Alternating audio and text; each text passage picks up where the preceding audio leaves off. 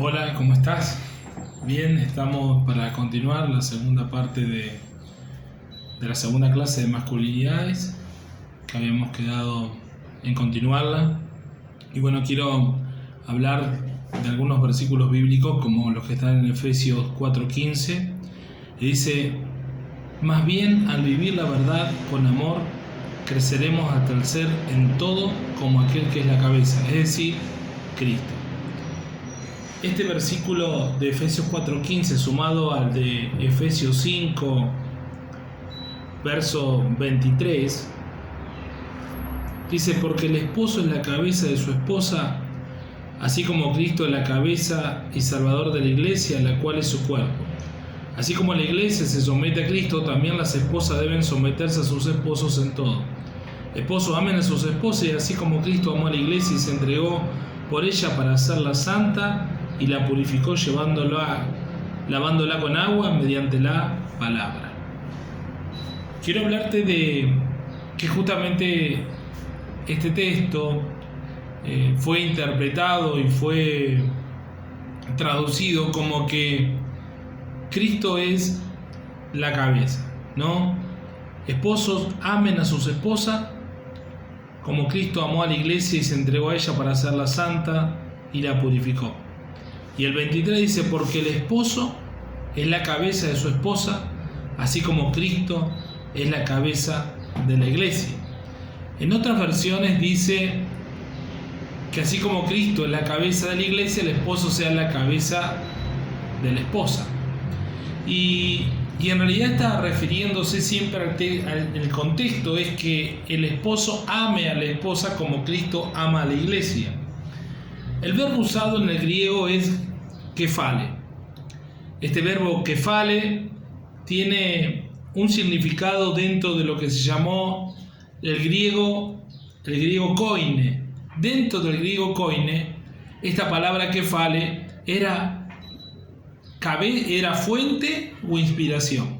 Por lo tanto, el hombre, Jesús, es la fuente de inspiración para la iglesia, como el hombre es la fuente de inspiración para la mujer. Pero sucedió que este lenguaje, 300 años después de Cristo, dejó de usarse y se empieza a utilizar el griego bizantino o moderno.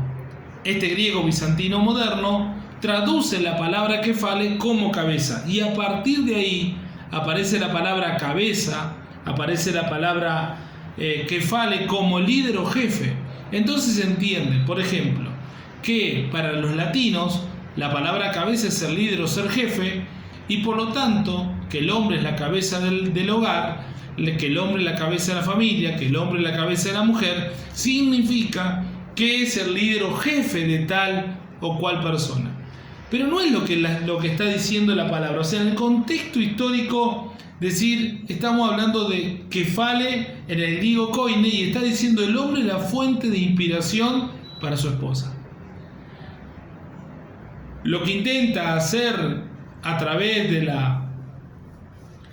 los que fueron traduciendo la palabra de Dios, y de acuerdo a la interpretación que ellos iban teniendo, fueron desarrollando una primacía masculina o una supremacía masculina basada solo en este versículo de Efesios 5:23. Es increíble ver cómo se establecen dogmas, cómo se establecen formas, cómo se genera el patriarcado, cómo se establece y se afirma aún dentro de la iglesia, y quienes no tienen quizás la capacidad, la voluntad, las ganas a veces de ir más a fondo, como en este caso lo estamos haciendo con este texto bíblico, donde nos damos cuenta que lo que realmente quiso decir el Señor es que el hombre fuera la fuente de inspiración para su casa, para su esposa, para sus hijos, que realmente ellos debían imitarle, así como nosotros imitamos a Cristo.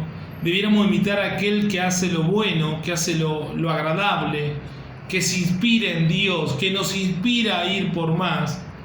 Y en este concepto es donde debemos modificar y debemos de construir la masculinidad establecida quizá por una mala traducción de la palabra. Entonces, a partir de ahí establecemos nueva masculinidad, es decir, no vemos un hombre que está por encima, sino que vemos un hombre que está a la par. Vemos un hombre que está a la par de la mujer, un hombre que inspira a la mujer, un hombre que quiere que la mujer crezca, un hombre que quiere que la mujer avance, un hombre que no se detiene en que la mujer logre un nuevo nivel de fe, un hombre que no pone obstáculo a la mujer, un hombre que no le pone un pie, sino que todo lo contrario, le está diciendo: yo te voy a inspirar, yo te voy a ayudar, yo voy a hacer lo necesario para que vos crezcas y te eleves y vayamos juntos a la par y podamos ser justamente el modelo de Cristo para la iglesia que viene. Ese creo que es el gran desafío, decir, en este concepto de las nuevas masculinidades, yo poder empezar a rever como varón o como mujer atravesado por el mismo modelo machista de la masculinidad hegemónica, ¿qué nos está ocurriendo? Así que quise dejarte este estudio, quise aprovechar a explicártelo y que recuerdes este verbo que fale significa fuente o inspiración, y justamente que el hombre, Cristo, es la fuente de inspiración para la iglesia y nosotros somos la fuente de inspiración para las esposas.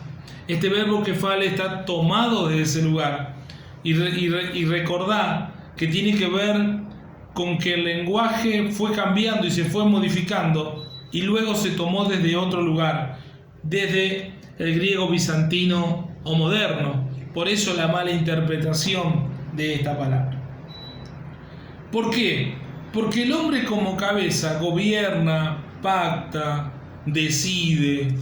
El patriarcado hace esto. Por eso dice cómo la iglesia sujeta o desarrolla la supremacía masculina por encima de la mujer. Cuando hablamos de violencia y normalmente enviamos a la gente a un psicólogo, la gente termina diciendo: bueno, pero no vayas tanto a la iglesia. Y vos decís: ¿qué tiene de malo la iglesia con un problema de violencia donde nosotros queremos intervenir y ayudar? Bueno, es que la religión termina matando, entonces la religión termina estableciendo dogmas y principios como estos, y justamente lejos de generar cambios, oprimen más a la mujer. Mi esposa escribía estos días y decía: si vas a contarle a tu pastor que tu esposo te golpea y tu pastor te dice: esperá, orá, busquemos un tiempo más, andá y denuncialo a él también. Suena fuerte lo que digo, pero creo que no hemos entendido los principios de que debemos ponerlo en el lugar del otro. Empatía, es decir, hay que estar en el cuerpo de una mujer golpeada, hay que estar en el cuerpo de una mujer maltratada, hay que estar en el lugar de aquel que está sufriendo. A veces los pastores, yo me pongo en lugar, lo hago generalizado, no se empatiza con esta situación y no se pone en el lugar del otro, y entonces es muy fácil decir de atrás de un escritorio o detrás de un púlpito: bueno, aguantá, ya Dios lo va a resolver. Mirá, es difícil que se resuelva si yo lo tengo aprendido, si tengo aprendido el modo de resolver mi conflicto con violencia, porque la violencia es aprendida y se desarrolla justamente porque lo aprendí, porque lo capté desde, como dije el otro día, desde cómo aprendimos a ser hombre y lo fuimos desarrollando. Entonces esta violencia que es aprendida es mi forma de desarrollar de resolver el conflicto. Cada vez que me enojo, cada vez que algo que no me gusta, cada vez que algo no sale como yo quiero, me enojo, pego, pateo, grito, insulto, resuelvo mal, me enojo, me voy, pego un portazo, dejo de hablarte. Decir, ¿por qué? Porque hay cosas que no están sucediendo como mi imaginario y mi formación determinen que tienen que suceder. Si yo tengo un ideal que vos no estás logrando cumplir, y como no cumplí mi ideal, yo tengo este modo de resolución de conflicto que genera más dolor, que genera daño que genera lesiones, golpes, bronca, enojos, ira, que ofenden al otro y justamente es violento. Pero esto es aprendido, seguramente hubo un tío, un abuelo, hubo gente que resolvió en la casa así. Si no, es inexplicable cómo un niño de 4 o 5 años se enoja y pega un portazo, se enoja y tira el celular, se enoja y rompe algo, se enoja y grita, dice palabras de grandes. Bueno, es que está aprendiendo, lo aprendido, lo repite todo el tiempo. Necesitamos rever cómo la palabra mal interpretada o traducida nos ha ido introduciendo en este patriarcado, en esta supremacía masculina, donde solo el hombre tiene la razón, no la mujer. Como si la mujer no tuviera razonamiento, como si la mujer no pensara, como si la mujer no decidiera.